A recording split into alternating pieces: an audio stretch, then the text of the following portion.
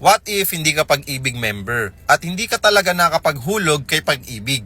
So anong option para makapag-avail ka ng property? So option, for example, dito sa developer ko ngayon, sa existing na ino-offer ko na low cash out na condo unit, na 2-bedroom unit or 3-bedroom unit, merong bank financing. So meron kang option na iba't ibang bangko tulad ng BDO, BPI, Security Bank, Land Bank, or even Cebuana financing ay pwede rin tayo makapag-loan. Okay? So, ang maganda dito sa BDO financing, for example, ang ilalabas mo lang naman dito ay 25,000 cash out only.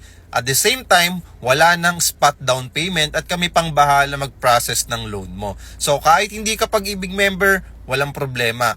So, make sure lang na wala kang utang or atraso kay bangko tulad ng credit card, card loan, salary loan, or property loan na hindi binayaran. Kasi automatic, matitrace ka sa CMAP, matitrace yung mga atraso mo. So, hindi ka papayagan mag-loan.